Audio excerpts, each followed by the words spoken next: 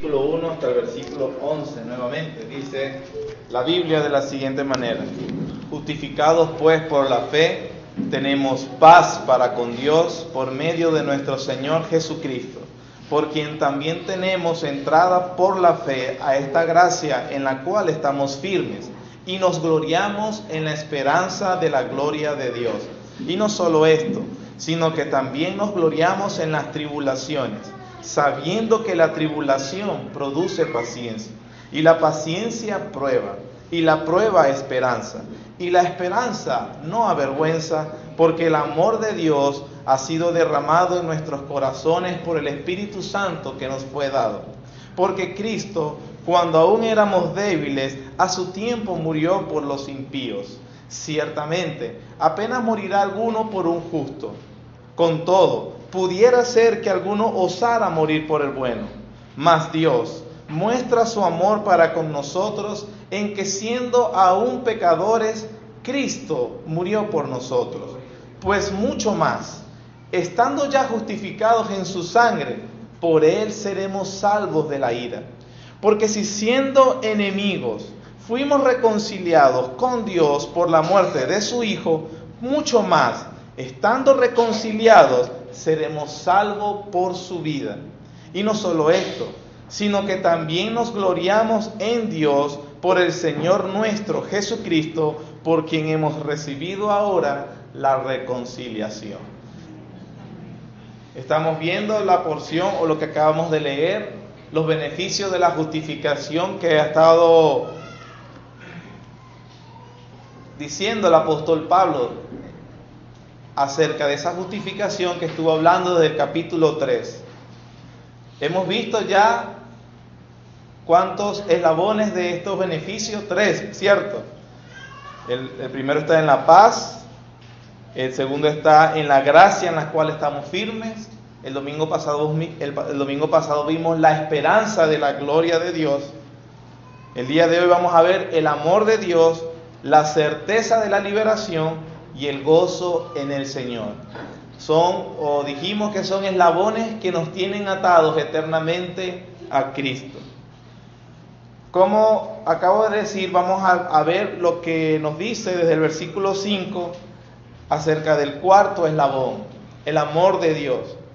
Cuando Pablo dice la esperanza no avergüenza, en la parte B él lo nombra, porque el amor de Dios ha sido derramado en nuestros corazones por el Espíritu Santo que nos fue dado. Antes de abordar el argumento de Pablo en este episodio, quisiera aclarar un poquito esa frase, el amor de Dios. Por cierto, en la mañana nos estuvieron hablando acerca de eso, cómo se expresa ese amor de Dios. Anoche pensaba en lo difícil o la dificultad que hay para poder explicar acerca del amor de Dios.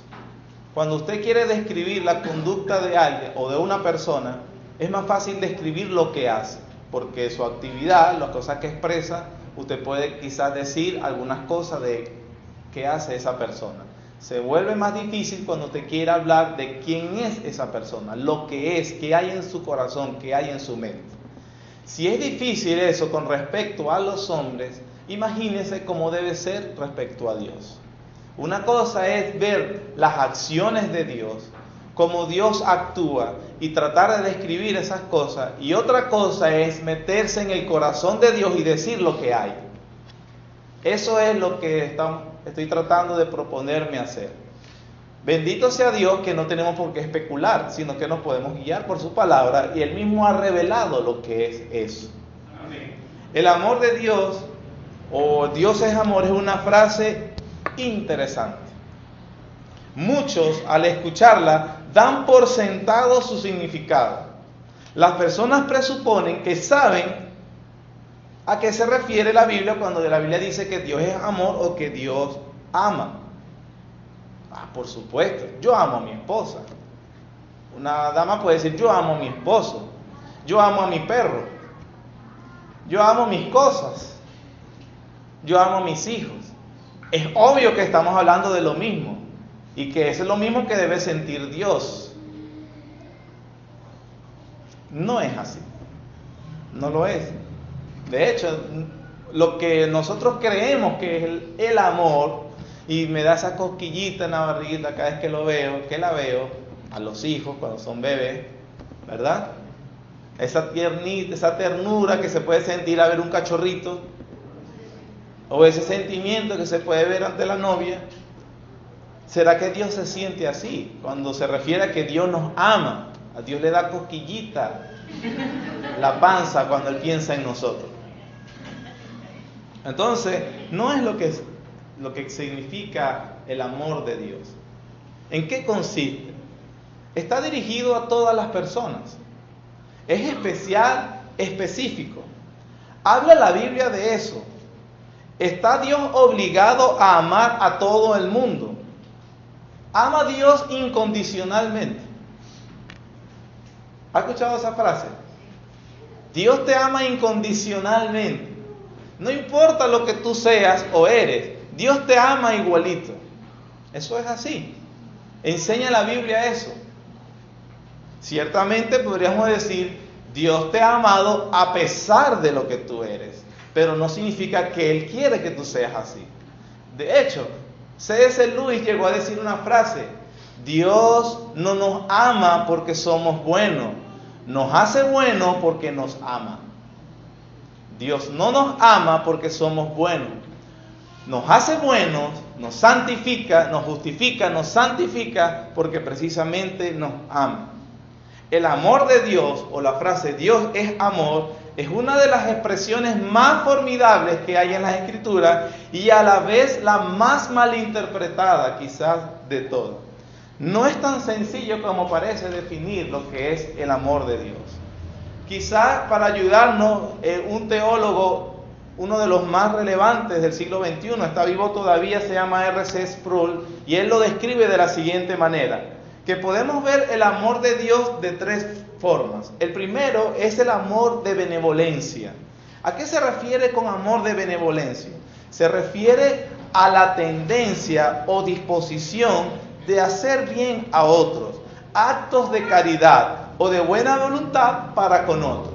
Hay un amor de Dios que se le puede llamar benevolente, que son actos de caridad o de buena voluntad para con otros. Una segunda clasificación, él dice, le podemos también llamar el amor de beneficencia. ¿Qué es ese amor de beneficencia? Es la benevolencia en acción. Tiene que ver con el hacer bien a otros. Es la benignidad de Dios para con todos los hombres. Dios es benigno con todos los hombres. O como nos decían esta mañana, Dios ama a su creación. Dios hace cosas buenas por su creación.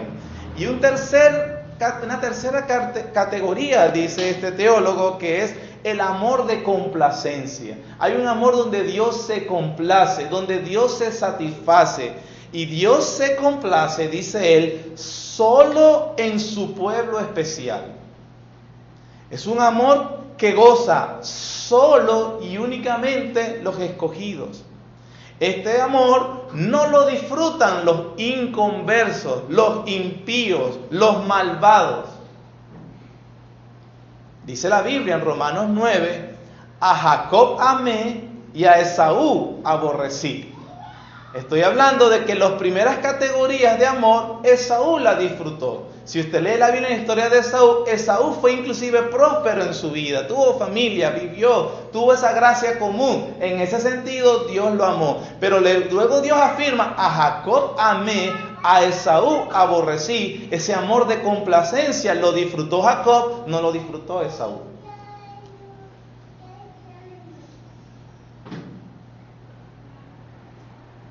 Podemos decir entonces que todo el mundo es objeto de ese amor benéfico y benevolente de Dios. Salmo 145, lo voy a ubicar rápidamente, si usted se ubica o si no, lo puede escuchar. Salmo 145, versículos 9, 15 y 16, nos los explican de esta manera.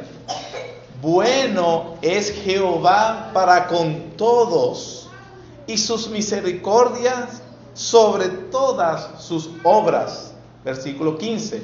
Los ojos de todos esperan en ti, y tú les das su comida a su tiempo. Abres tu mano y colmas de bendición. ¿A quién? A todo ser viviente. Es decir, que todo el mundo, todo ser viviente es objeto de ese amor benevolente y benéfico de Dios. Toda comida, toda alegría, toda posesión, todo momento de sol, toda noche de sueño, todo momento de seguridad y todo cuanto sustenta y enriquece a la vida es un don divino. Eso lo disfruta tanto el cristiano que ama a Dios como el ateo que lo aborrece. Dios le da su amor igualmente, porque Él es objeto en ese amor benéfico, benevolente de Dios. Por eso dice la Biblia, Él hace salir su sol sobre justos e injustos. Un ejemplo práctico, concreto de ese amor es precisamente ese pacto que hace Dios con Noé. ¿Se recuerdan? Una vez que sucede el diluvio, Noé es salvo en el arca con su esposa, con sus 3 hijos y las esposas de sus hijos. Y Dios ahí establece un pacto. En ese pacto Él beneficia no solamente a Noé y a toda su familia, sino que beneficia a toda la humanidad que va a surgir de estas familias. Y le dice, multiplíquense y vayan y espárzanse sobre toda la tierra. Y luego de ahí establece su pacto. He aquí que yo no volveré a destruir la tierra. Les he dado un mandato, multiplíquense y espárzanse por toda la tierra. Y como pacto de eso, yo no la voy a volver a destruir como la acabo de destruir. En ese sentido, toda la humanidad fue incluida en ese pacto con Dios. Porque todos reciben esa bendición de Dios. Y Dios dice, mientras la tierra permanezca, no cesarán la sementera y la siega, el frío y el calor, el verano y el invierno, el día y la noche. Entonces, esa seguridad de la permanencia de la tierra, ¿la disfrutan quiénes? Toda la humanidad. En ese sentido, toda la humanidad ha sido objeto del amor benevolente de Dios. ¿Por qué es un amor benevolente? Porque Dios no estaba obligado a hacer un pacto con la humanidad. Inclusive la destruyó en ese momento porque era pecadora. Y Dios dice, yo sé que el intento del corazón del hombre siempre hacia el pecado. Y a pesar de que sabía que esa misma humanidad que fue rescatada volvería a caer en pecado, aún así, sin merecérselo, les hizo un pacto. No la voy a destruir así. Así. La Biblia también habla de un amor especial de Dios, ese que estamos hablando de complacencia. El Antiguo Testamento lo habla mucho. ¿Y cómo lo puede entender usted? ¿Cómo lo vemos? ¿Quién es el objeto de ese amor complaciente de Dios?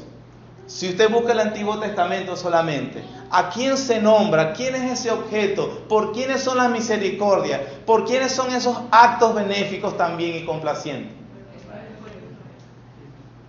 Eso está muy claro en las Escrituras. Si usted conoce medianamente o generalmente el Antiguo Testamento, usted se va a dar cuenta que hay un objeto del amor allí. Y ese no es todo el mundo, eso es solamente un pueblo. En este caso, Israel. Incluso así lo dice el mismo Dios en muchos pasajes, pero voy a revisar nada más Deuteronomio capítulo 7. Deuteronomio capítulo 7, versículos 7 y 8 dice de la siguiente manera. No por ser vosotros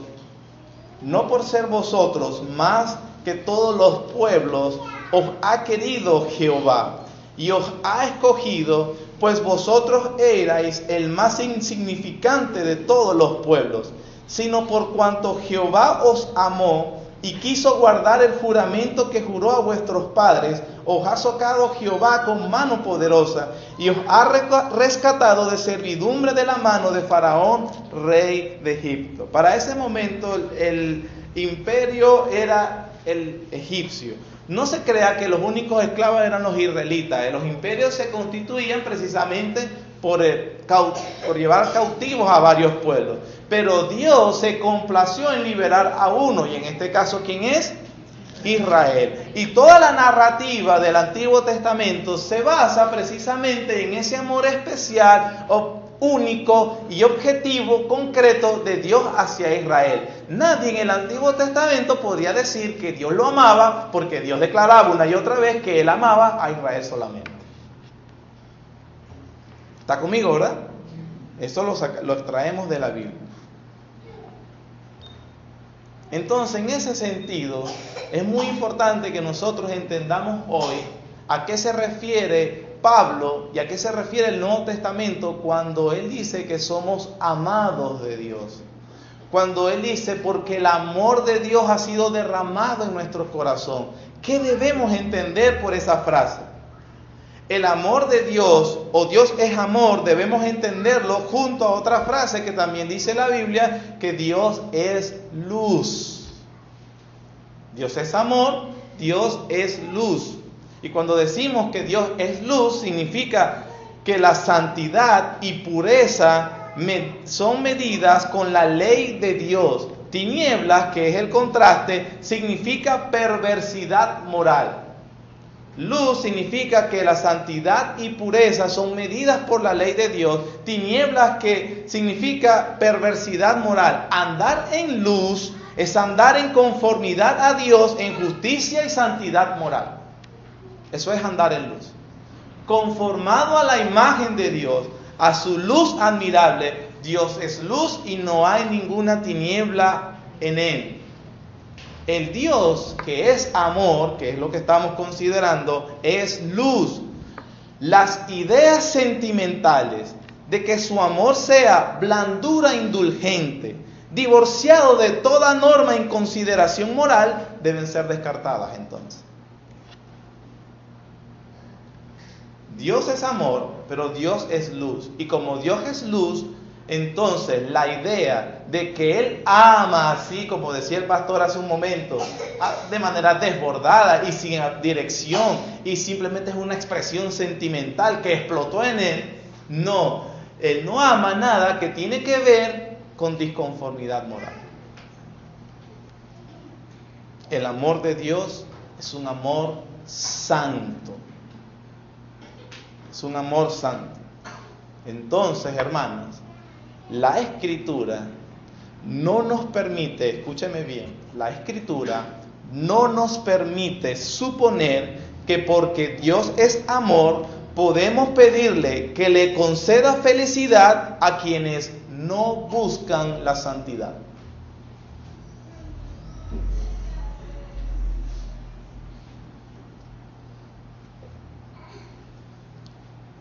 Las Escrituras no nos permiten suponer que porque Dios es amor, podemos pedirle que conceda felicidad a quienes no buscan la santidad.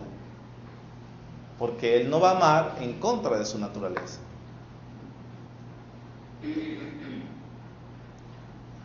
De otra manera también lo podemos ver. Las Escrituras no nos permiten, porque Dios es amor, que proteja de peligro a los que ama cuando Él mismo sabe que necesitan afligirse para su santificación. La Biblia dice que la disciplina es precisamente necesaria, aunque no es agradable al principio, porque ella da fruto de justicia y para que participemos de su santidad. Eso implica que en la disciplina de Dios, en la aflicción que produce santificación, entonces por su amor Él nos va a sacar de la aflicción. Eso es lo que hablábamos la semana pasada, ¿verdad? Porque veo que algunos me miran así como que no me gusta ese Dios. Ese es el Dios que revela la Biblia, hermano. Por eso dice, nos gloriamos en la tribulación, sabiendo que la tribulación produce paciencia, y la paciencia un carácter probado, y el carácter probado una esperanza, y esa esperanza no avergüenza, porque el amor de Dios ha sido derramado en nuestros corazones por el Espíritu Santo. Entonces mucha gente llega y dice, yo he pedido mucho a Dios y no recibo lo que le pido. ¿Será que Dios no me ama? yo le he estado pidiendo esta cosa, que me ayude aquí, que me quite esto, que me dé aquello, pero yo siento que las cosas continúan y él no hace nada de lo que le estoy pidiendo. Dios no me ama. Entonces tienes que ver qué quiere decir la Biblia con que Dios es amor o que Dios nos ama. Entonces tenemos que entender, hermanos, que a Dios le interesa más nuestra santidad que nuestra comodidad. Y debemos entenderlo bien. A Dios le interesa más nuestra santidad que nuestra comodidad. Y por su grande amor, Él va a hacer todo lo que sea necesario para que tú seas santificado.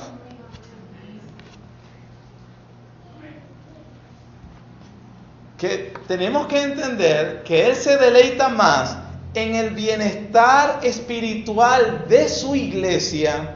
Dios se deleita más en el bienestar espiritual de su iglesia que en el bienestar material de cada uno de sus miembros. Dios está más interesado y se deleita más en el bienestar espiritual y la pureza de su iglesia que en el bienestar material de cada uno de sus miembros. Él está interesado en otro, no tanto en prosperar, no lo está. Debemos entender que Dios se revela con más claridad a los hombres y mujeres que se deleitan en Él y le obedecen, que aquellos cuyos horizontes giran en un buen trabajo, casas hermosas y buena salud. Dios se deleita más en hombres y mujeres que se deleitan en Él y le obedecen, que en aquellos cuyos horizontes giran solamente en un buen trabajo, casas hermosas y buena salud.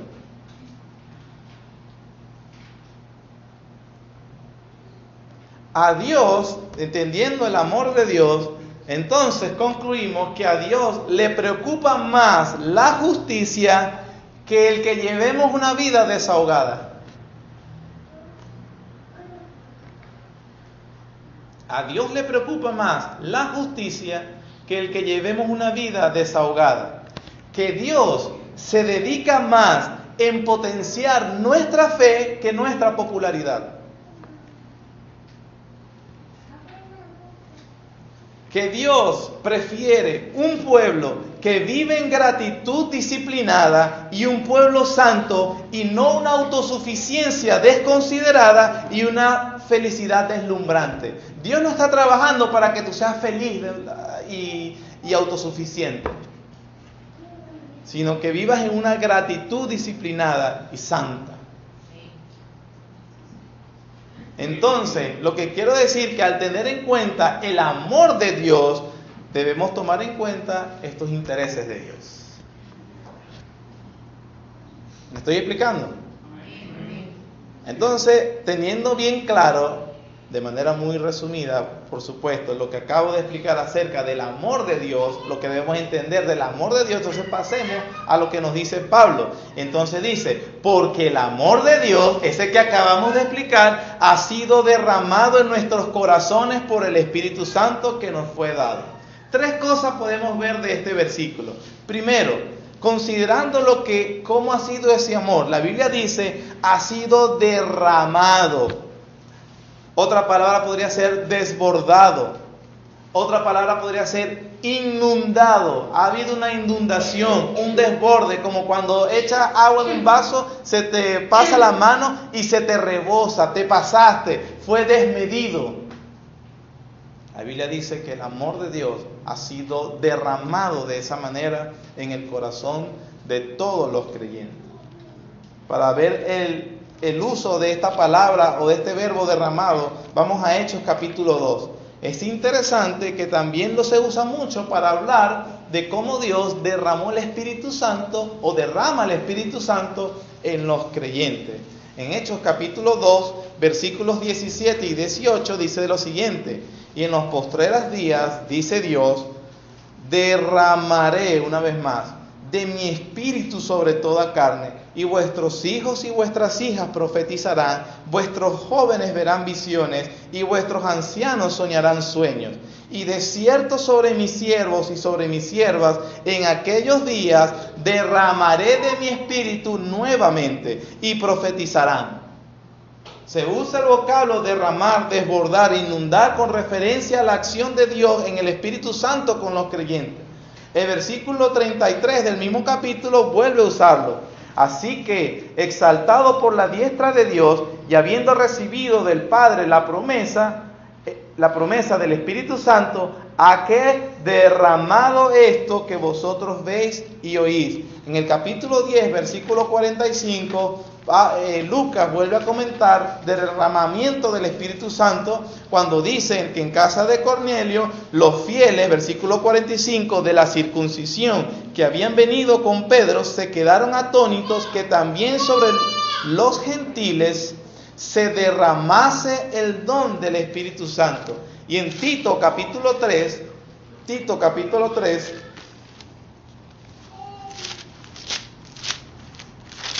versículos 5 y 6, se dice: nos salvó, no por obras de justicia que nosotros hubiéramos hecho, sino por su misericordia, por el lavamiento de la regeneración y por la renovación en el Espíritu Santo, el cual derramó, ahí está la palabra, en nosotros abundantemente por Jesucristo nuestro Salvador. Es muy importante que entendamos la acción del amor de Dios en los creyentes que está hablando Pablo.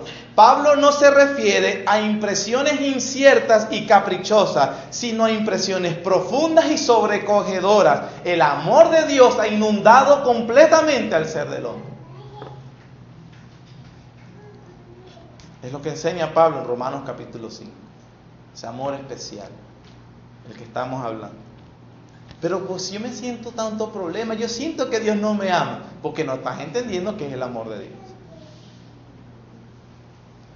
En segundo lugar, vemos que como se escribe el verbo, se encuentra en tiempo perfecto, lo que significa que es un estado permanente, resultado de una acción completada. La idea es que el conocimiento del amor de Dios, habiendo inundado nuestro corazón, lo mantiene colmado. Como cuando una inundación va sobre un valle y el agua se queda emposada allí.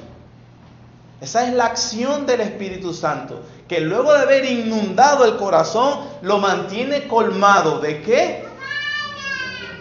Del conocimiento del amor de Dios.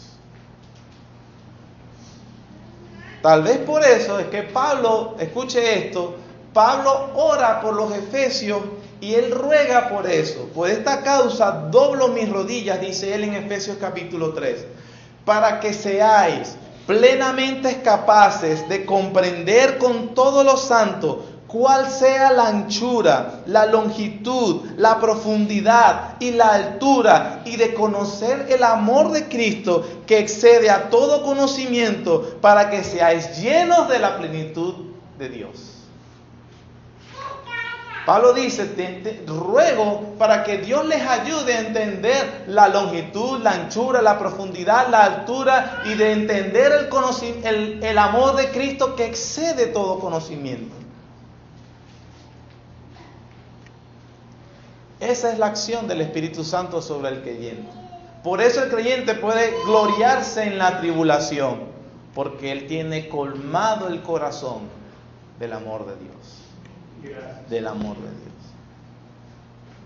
Dios. Yo veo caras como que todavía no entienden lo que... Tal vez yo no estoy explicando bien, pero de lo que dice el apóstol Pablo. Pero ahorita lo voy a aclarar un poco más. En tercer lugar, de este versículo, notemos lo que Pablo considera lo que es parte regular y general del Espíritu Santo. Consiste en darle conocimiento de ese amor a todos los que nacen de nuevo, a todos los cristianos. Pablo considera que dar conocimiento de ese amor es parte del ministerio regular y general para todos los cristianos. Recordemos que Pablo no conocía a la iglesia de Roma, no la conocía personalmente, porque él está escribiendo porque los vaya a visitar en un futuro que Dios le permita. Sin embargo, Pablo daba por sentado que ellos experimentaban ese amor que da el Espíritu Santo. Es una experiencia que Dios le ha dado y le da a todo verdadero cristiano que conoce el amor de Dios. ¿Por qué destacamos eso? Porque es muy importante que ese aspecto del ministerio del Espíritu Santo fuese más apreciado, porque en el día de hoy, igual que era en el siglo I, como la iglesia de Corintios, había una obsesión insana y patética sobre buscar los dones sobrenaturales del Espíritu Santo. Usted lo puede ver hoy en algunos círculos llamados iglesias cristianas. Hay una obsesión insana y se hace todo tipo de actividad y se programa todo tipo de ambiente con tal de inducir a las personas a que experimenten esos dones sobrenaturales del Espíritu Santo. Hablo de hablar en lengua, sanación, profecías, dones que, por cierto, el mismo Pablo admitió que no eran para todos los creyentes. La Biblia dice claramente que esos dones no los iban a experimentar todos los creyentes. Por lo que hay una cosa extraña en que a las iglesias o a los cristianos, a todos sin discriminación, se les diga que busquen algo que Dios no les prometió dar. Eso es lo que dice la primera carta a los Corintios, capítulo 12. Primera carta a los Corintios, capítulo 12. Versículos 28 al 30.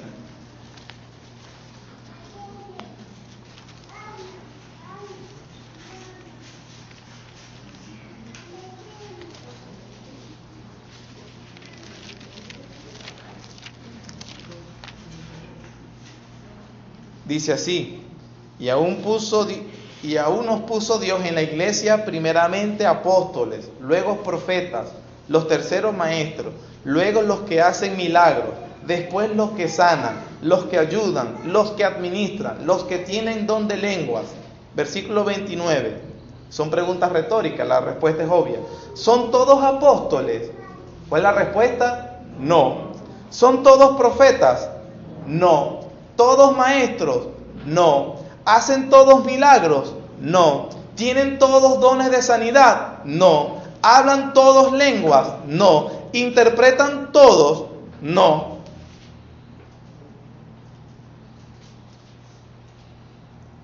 Nosotros en esta iglesia sostenemos, yo no voy a entrar en el tema a profundidad ahorita, solo voy a comentar, que todos estos dones específicos que se le caracteriza como sobrenaturales, o de la categoría que se le ha dado, no son vigentes en el día de hoy. Ese es nuestro punto como iglesia. No son vigentes, por lo cual no creemos que esas son manifestaciones reales del Espíritu Santo.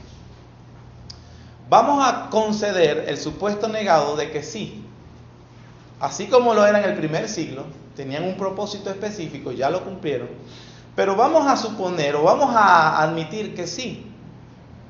Siendo que fuera así, la Biblia dice aquí claramente que eso no es para todos los creyentes. Lo ven en Corintios, ¿verdad? No era para todos. De manera que no es sano ni correcto inducir a las personas que busquen algo que Dios no les prometió. Para empezar.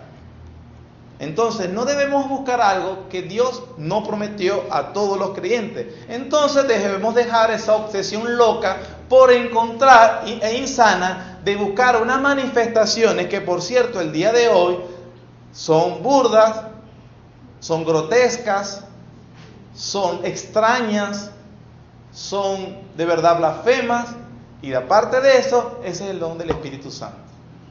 Hay que tener mucho cuidado. Hay que tener mucho cuidado.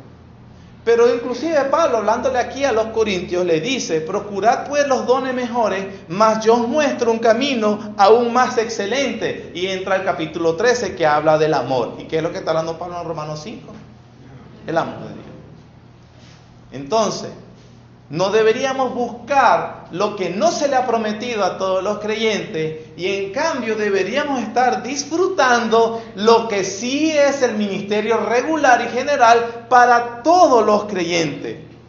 ¿Y cuál es? El amor. Hay un interés para todos los cristianos. La Biblia dice que el fruto del Espíritu es amor, gozo, paz, paciencia, benignidad, bondad, fe, mansedumbre, templanza, dominio propio. Contra tales cosas no hay ley. Entonces vemos a un individuo que habla mucho en lengua, pero es una persona iracunda. Es una persona extraña, mentirosa, infiel, ladrón, estafador, pero habla mucho en lengua. Hay que tener cuidado. Hay que tener cuidado, porque si lo que tenemos que estar disfrutando es de la experiencia y el conocimiento del amor de Dios, porque el amor de Dios ha sido derramado, inundado, desbordado en nuestros corazones por medio del Espíritu Santo que nos fue dado. Entonces, uno dice: ok, el amor de Dios, qué bueno. Ese amor de Dios se ve más glorioso cuando consideramos el objeto de ese amor. Cuando consideramos la indignidad de los beneficiados. Considere lo que dice Pablo, que Dios le derramó ese amor a unas personas. ¿Quiénes son esas personas? No tenemos que inventarlo, porque el mismo versículo nos lo dice, el versículo 6. Porque Cristo, cuando aún éramos ¿qué? Débiles, a su tiempo murió por los impíos. Entonces tenemos, ¿quiénes son los beneficiarios? Débiles e impíos. Ciertamente apenas morirá alguno por un justo. Con todo, pudiera ser que alguno osara morir por el bueno. Mas Dios muestra su amor para con nosotros, en que siendo ¿qué? Aún pecadores, Cristo murió por nosotros. Pues mucho más, estando ya justificados en su sangre, por él seremos salvos de la ira, porque si siendo ¿qué? Enemigos. Entonces ahí brilla más el amor de Dios. Dios amó a débiles, impíos, pecadores y enemigos. Y ya que, por cierto, ese amor en concreto es haber entregado a Cristo. Porque eso es lo que dice todo el contexto, que nos lo explicaron bien esta mañana. Por eso es lo difícil para mí de repetir el mismo tema. La expresión concreta del amor de Dios es la muerte del Señor Jesucristo. Por lo que si yo estoy en tribulación, pero el Espíritu Santo me ha dado o derramado el amor de Dios que ha inundado mi corazón, entonces ese derramamiento y conocimiento, ¿en qué consiste? En esa apropiación y conocimiento del sacrificio de Jesucristo por mis pecados. Por lo tanto, nos podemos gloriar en las tribulaciones. La falta de paz, en el sentido de tribulación, no implica que Dios no me ama. Porque la Biblia dice que la expresión más concreta y clara del amor de Dios es la muerte de Cristo. Y el Espíritu Santo me convence que yo me puedo apropiar de los beneficios de esa muerte. Con Cristo estoy juntamente crucificado. Y ya no vivo yo, mas vive Cristo en mí. Y lo que ahora vivo, lo vivo en la fe del Hijo de Dios, el cual me amó y se entregó a sí mismo por mí. Pablo personifica el sacrificio de Cristo. Ya no dice por todo el mundo, lo hizo por mí. Lo más importante que uno quiere escuchar cuando alguien está expresando el Evangelio o quiere decir su entendimiento del Evangelio es que se apropia personalmente de ese sacrificio porque el Espíritu Santo le inundó el corazón de ese amor por él específicamente. Sí, Cristo, todos los hombres son pecadores, de los cuales yo soy el primero. Y Cristo vino para salvar a pecadores, de los cuales yo soy el primero. Y Cristo murió en la cruz por mí. Eso lo dice alguien que tiene colmado el corazón del amor de Dios que ha sido derramado en su corazón. Por lo que puede pasar cualquier tribulación, porque él está experimentando y el Espíritu Santo le hace consciente del amor de Dios que ha sido en su corazón. Entonces eso los cristianos deben tener cuidado cuando dudan del amor de Dios, porque esa expresión en concreto es Cristo muriendo. Dijimos, ese amor se ve más glorioso y brilloso como si pudiéramos ver el cielo ahorita en el día y no vemos ninguna estrella, pero si cuando llega la noche las estrellas brillan.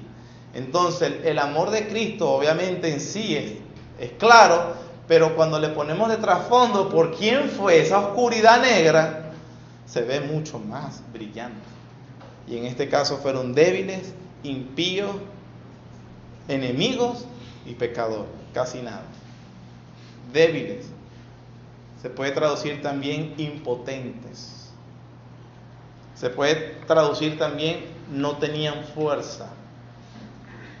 Él murió cuando no podíamos salvarnos por nosotros mismos. Se puede traducir también como incapaz. Eras incapaz. Inútil. ¿Cómo entendemos ese término débil? Porque he dicho nada más sinónimo. ¿Cómo se debe entender esa debilidad? Efesios nos dice cómo se debe entender. Efesios capítulo 2. Efesios capítulo 2, versículos 4 y 5 dicen: pero Dios, que es rico en misericordia, por su gran amor con que nos amó, nota el amor, aún estando nosotros muertos en pecado, nos dio vida juntamente con Cristo. Hermano, ¿cómo debo entender eso de la incapacidad y debilidad? Así estabas muerto, así de incapaz era. ¿Cómo debo entender esa mortandad? El versículo 1, Él os dio vida a vosotros cuando estabais muertos en vuestros delitos y pecados, en los cuales anduvisteis en otro tiempo, siguiendo la corriente de este mundo, conforme al príncipe de la potestad del aire, el espíritu que ahora opera en los hijos de desobediencia, entre los cuales todos nosotros vivimos en otro tiempo, en los deseos de nuestra carne, haciendo la voluntad de la carne y de los pensamientos, y éramos por naturaleza hijos de ira, lo mismo que los demás. Pero Dios, que es rico en misericordia, por su gran amor con que nos amó, aun estando nosotros tan débiles como muertos, nos dio vida juntamente con Cristo. Muerto es esclavo del pecado, esclavo del mundo y esclavo de ti mismo. En ese momento, Cristo murió por los impíos. Entonces se ve más la luz gloriosa del amor de Dios. ¿Cuándo me dio Él ese amor? ¿Cuándo me amó? Es la pregunta. Si murió por mí, ¿cuándo me amó? Ok, sí, Luis, cuando eras débil, incapaz, no tenías fuerza y no podías, estabas muerto. Ahí te amó Dios. En segundo lugar dice impío.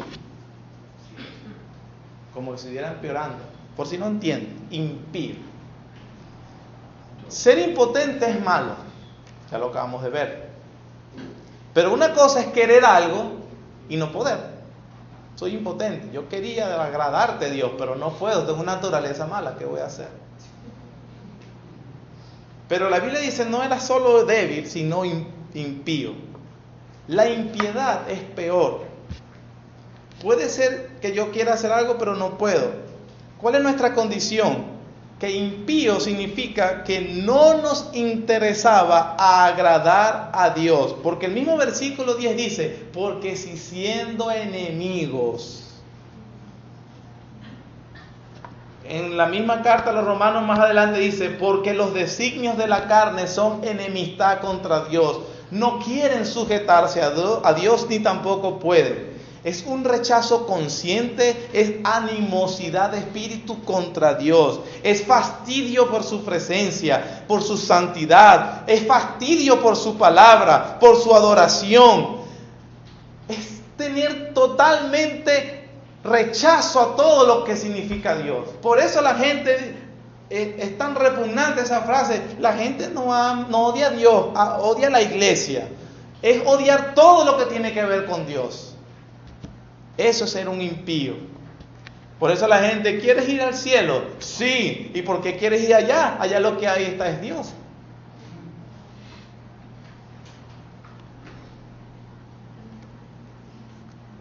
En ese momento, dice la Biblia, que Él nos amó. Cuando eras impío. Enemigo también. Y cuando también nos amó, éramos pecadores. Como que si impío ya no hubiese definido nuestra condición.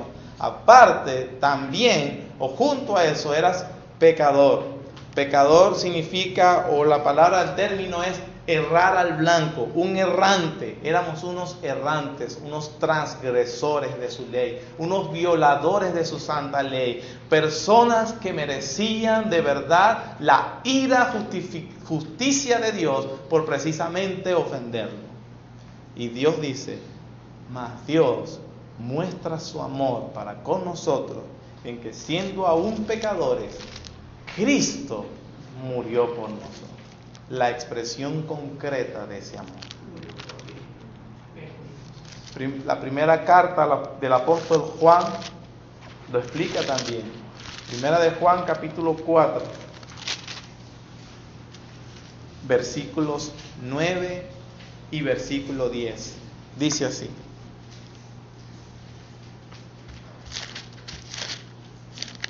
Capítulo 4, versículos 9 y versículo 10. En esto se mostró el amor de Dios para con nosotros. ¿Cuál es, Dios? Que nos mandara carro, prosperidad, dinero, salud. En que Dios envió a su Hijo unigénito al mundo para que vivamos por Él.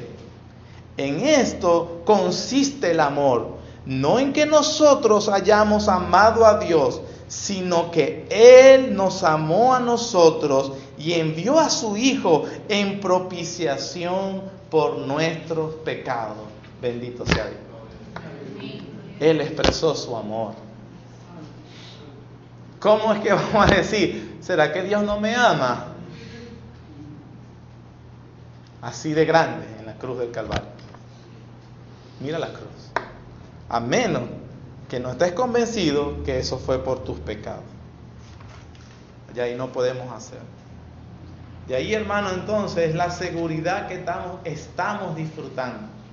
La paz, la gloria de la esperanza, el acceso a la gracia, el amor de Dios. Eso significa que mi seguridad no descansa en mi amor por Él, el cual falla muchísimo, sino en el amor de Él que es inconmovible hacia mí. ¿Podemos perder la salvación? Por eso es que voy a comentar, porque ya lo hemos visto, los otros dos eslabones de manera para concluir esta sección.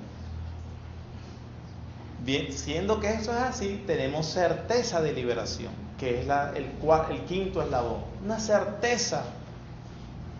Ya aquí no debe haber ningún tipo de duda para el creyente. Pablo lo pudo haber dejado ahí.